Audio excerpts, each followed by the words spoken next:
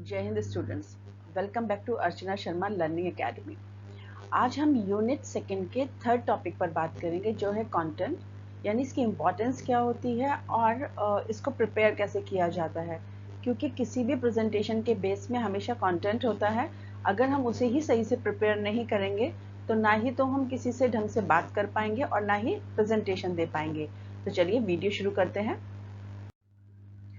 जैसे कि सिलेबस आप देख रहे हैं, ये आपका 10th टॉपिक रहेगा, द कंटेंट। इसके लिए आप पेन और रजिस्टर तैयार रखिए ताकि आप खुद भी नोट्स बना सकें, जिससे कि आपको लिखने में प्रॉब्लम ना है। आप चीज़ों को याद कर लेते हैं लेकिन लिख नहीं पाते क्योंकि आपको लिखने की प्रैक्टिस नहीं है। तो दोनों चीज़ें आप साथ ले लीजिए। और अगर आपको बने बनाए नोट्स चाहिए तो आपको हमारे ब्लॉग पर मिल जाएंगे, जिसका लिंक मैंने नीचे डिस्क्रिप्शन बॉक्स में भी दिया हुआ है। कंटेंट तो होता क्या है, एक्चुअली कोई भी टेक्स्ट हो यानी कोई भी लिखा हुआ मटेरियल हो या फिर ऑडियो क्लिप हो या वीडियो, तीनों में से कुछ भी हो सकता है। टेक्स्ट, ऑडियो या वीडियो जो हमारी प्रेजेंटेशन को प्रिपेयर करने में हमारी मदद करता है उसको कंटेंट कहते हैं।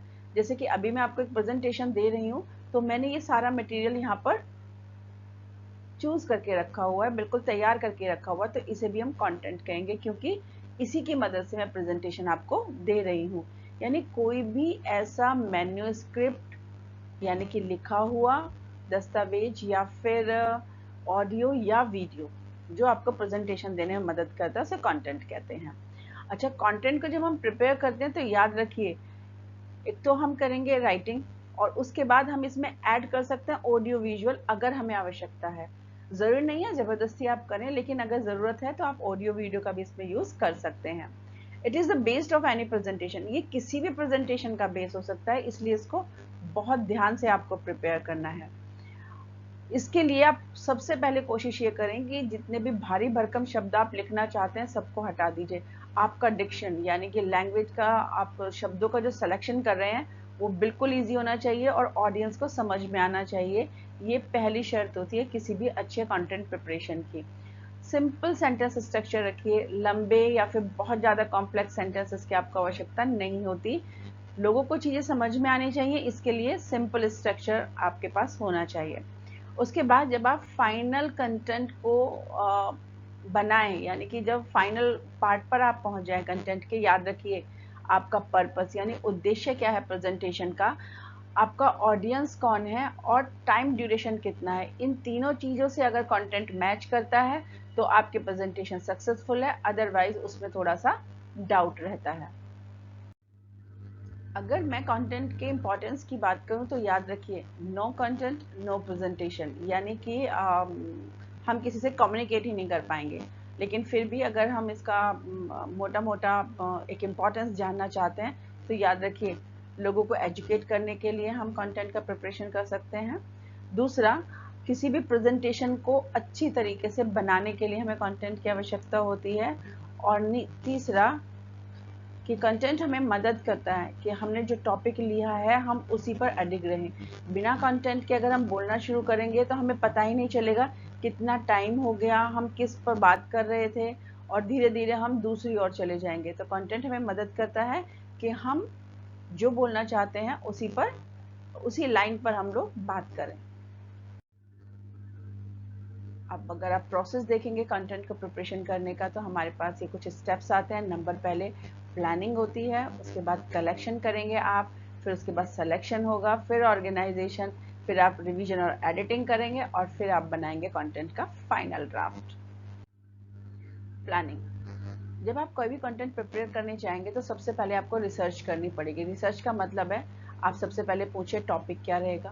भाई मैंने आपसे कहा एक प्रेजेंटेशन तैयार करिए, तो आप प्रेजेंटेशन तैयार किस चीज़ पर करेंगे, तो सबसे पहली चीज़ आप क्या पूछेंगे, टॉपिक। बिना टॉपिक के आप प्रेजेंटेशन या रिसर्च स्टार्ट नहीं कर सकते हैं। दूसरा, ऑडियंस। अब आपको ये पूछना है, टॉपिक मुझे पता चल गया लेकिन क्या मुझे ये पता है कि मेरा ऑडियंस कौन है। ऑडियंस का पता करने के लिए आप क्या करते हैं, उसकी एज आपको पता होनी चाहिए, किस उम्र के लिए आप बना रहे हैं, उनका स्टेटस क्या है, वो किस लैंग्वेज में बात करते हैं, उनका इंटरेस्ट इस सब्जेक्ट को लेकर किस पॉइंट पर है, या उनका बैकग्राउंड क्या है। ऐसी बहुत सारी चीज़ें जो ऑडियंस के बारे में जानना इसलिए ज़रूरी है कि अगर हम ऑडियंस को सेंटर में रख के प्रेजेंटेशन नहीं बनाएंगे तो ऑडियंस उसमें इंटरेस्टेड नहीं होगी और हमारा जो पर्पस है वो फेल हो जाएगा।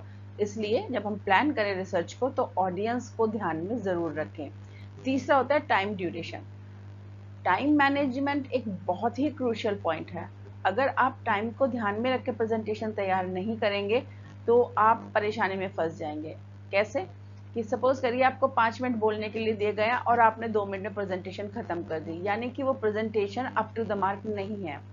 और 5 मिनट के प्रेजेंटेशन में आपने 15-20 मिनट लगा दिए तो इसका मतलब ये है कि आप टाइम को, जो दूसरे लोग इंतजार कर रहे हैं अपने प्रेजेंटेशन के बारे का, आप उनका समय खराब कर रहे हैं, या फिर आपको टाइम मैनेजमेंट आता ही नहीं है तो आप एक बुरा इंप्रेशन दे रहे हैं। इसलिए तीनों चीजों को आप ध्यान में रखकर अपने रिसर्च को शुरू करेंगे। कंटेंट को आप ऑनलाइन भी एक्सप्लोर कर सकते हैं और उसको आप ऑफलाइन भी एक्सप्लोर कर सकते हैं, तो दोनों में से जो भी मटेरियल आपको लगे। लेकिन याद रखिए कंटेंट जो आप लेंगे वो ऑथेंटिकेट होना चाहिए, यानी कि उस पर लोगों को विश्वास होना चाहिए। चीज़ें बिल्कुल फैक्टफुल रखनी है आपको, कहीं से भी कोई भी मटेरियल नहीं उठाइएगा। इससे हमारे कंटेंट की जो ऑथेंटिसिटी है, यानी कि लोगों का जो विश्वास है, वो खत्म हो जाता है। अब है कलेक्शन, यानी जब हमें तीनों चीज़ें पता चल गई, हमें टॉपिक भी पता है, हमें हमारा ऑडियंस भी पता है और हमें हमारा टाइम ड्यूरेशन भी पता है, तो अब हम शुरू करते हैं कि हम अपने मटेरियल को कलेक्ट करना शुरू करें। वो मटेरियल जो रेलिवेंट हो हमारे टॉपिक के और हमारे ऑडियंस को मैच करता हो और टाइम से ज़्यादा ना हो। और जितना भी इम्पोर्टेंट मटेरियल वो आप एक साथ कलेक्ट कर लीजिए। ये कलेक्शन आप ऑडियो भी कर सकते हैं, वीडियो भी, और इसमें आप टेक्स्ट भी कलेक्ट कर सकते हैं। ये सबसे इम्पॉर्टेंट पॉइंट है। देखिए, हमें 5 मिनट का एक टॉपिक दिया गया है जिसको हमें 5 मिनट के लिए बोलना है। हमारा ऑडियंस हमें टारगेटेड है कि ये हमारा ऑडियंस है।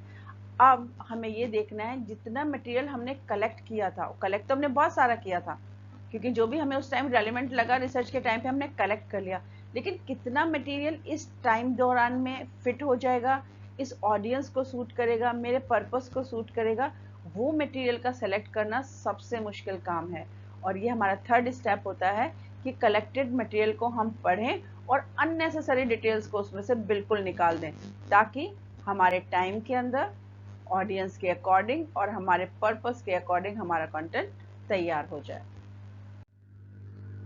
अब आता है ऑर्गेनाइजेशन। देखिए, हमने जो कलेक्शन किया था मटेरियल का, उसके बाद हमने कुछ टाइम और ऑडियंस के अकॉर्डिंग, पर्पस के अनुसार हमने कुछ मटेरियल सेलेक्ट भी कर लिया था कि हमें इतने टाइम ड्यूरेशन में हम इतना ही बता सकते हैं। अब उसको ऑर्गेनाइज करना है। ऑर्गेनाइज करने का मतलब ये हुआ कि हम ये देख लें कि इंट्रोडक्शन में हम क्या लिखेंगे, उसके बाद सेकंड हेडिंग क्या बनाएंगे, थर्ड क्या बनाएंगे, कंक्लूजन में क्या रखेंगे, ऑडियो क्लिप हमें कहाँ पर रखना है, फर्स्ट पार्ट में इंट्रोडक्शन में रखेंगे, या हम बीच में ऑडियो क्लिप रख रहे हैं, या फिर हमें बिल्कुल लास्ट में रखना है। तो ये ऑर्गेनाइज कर रहा है आपके उन सभी कंटेंट, ऑडियो, वीडियो को जिसको आपको दिखाना है, यानी जिस टाइमलाइन में आप दिखाना चाहते हैं उसमें आप अपना कंटेंट को फ्रेम कर लीजिए कि मुझे इस तरीके से अपनी प्रेजेंटेशन देनी है, इतने मिनट पर ये देना है, इतने मिनट का मैं ये दूंगा, फिर मेरा इतने मिनट का मेरा वीडियो यहाँ पर आएगा। तो इस तरीके से आप क्या करें, ऑर्गेनाइज कर लें और क्या बना लें, रफ ड्राफ्ट बना लें कि इस तरीके से बनेगा। जब आप कभी भी किसी कंटेंट को ऑर्गेनाइज करें तो उसको आपको ध्यान रखना है कि आपके मैसेज का नेचर क्या है। ऑडियंस का एनालिसिस आपको करना ही होता है, जैसे हमने आपको बताया। इस प्रेजेंटेशन का स्कोप क्या रहेगा, यानी कि लोगों को इससे क्या फायदा होगा, इस बात का भी ध्यान रखना है। तो आपने जो सेलेक्टेड सेंटेंसेस या मटेरियल कलेक्ट किया है उसको कुछ इस तरीके से आपको लिखना है ताकि ऑडियंस को ये लगे हाँ ये मेरे लिए इम्पोर्टेंट है। उसके बाद चॉइस क्या करेंगे आप, किस तरीके से प्रेजेंट करना चाहेंगे उसको, ये आप पर डिपेंड करेगा। आप लेक्चर मेथड ले रहे हैं या आप प्रेजेंटेशन मेथड ले रहे हैं या फिर ऑडियो वीडियो का भी यूज़ कर रहे हैं, ये आप पर डिपेंड करेगा। उसके बाद किस स्टाइल में आप बात करें, ये स्टाइल आपकी अपनी होगी जिससे आप ऑडियंस को अट्रैक्ट कर सकते हैं। प्रोफेशनल हो लेकिन ऑडियंस को ये ना लगे कि जो स्पीकर है वो मेरी पहुंच से बहुत ज़्यादा बाहर है। अब बनेगा फर्स्ट फेयर ड्राफ्ट। जब आपने ऑर्गेनाइज कर लिया मटेरियल को, एक रफ ड्राफ्ट लिख लिया, तो अब आप फेयर ड्राफ्ट की तरफ चलें। फेयर ड्राफ्ट में क्या करते हैं, आप बहुत अच्छे तरीके से अपना पूरा ड्राफ्ट तैयार कर लेते हैं। भाई मेरा ड्राफ्ट तैयार हो गया और ये इसमें इंट्रोडक्शन रहेगा, ये कंक्लूजन रहेगा और इस तरीके से मैं एक या दो वीडियो या ऑडियो कंटेंट सुनाऊंगा। इस तरीके से क्या करते हैं आप चेक कर लेते हैं कि हाँ मेरा कंटेंट बिल्कुल तैयार है, ये मेरा फर्स्ट ड्राफ्ट है। फर्स्ट ड्राफ्ट में ऐसा नहीं हो सकता कि आपने फर्स्ट ड्राफ्ट बनाया और वो बिल्कुल सही हो।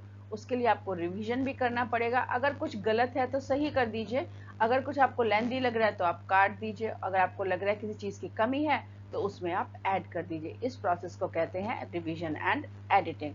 रिवीजन और एडिटिंग किस लिए ज़रूरी है? नंबर एक, आपकी जो मिस्टेक अब तक हुई हैं वो ख़त्म हो जाएं। कोई भी ऐसी चीज़ जो आपको ऐड करनी है लास्ट मोमेंट पर या जोड़नी है तो आप यहीं कर दें। जब आपका फाइनल ड्राफ्ट बनेगा उसके बाद आप बिल्कुल भी अपने प्रेजेंटेशन को ना छेड़ें, अदरवाइज आप बिल्कुल कॉन्फिडेंस नहीं रहेंगे कहाँ पर, प्रेजेंटेशन देने के समय पर। तो आपको जो कुछ भी करना है आप रिवीजन और एडिटिंग में ही कर लीजिए।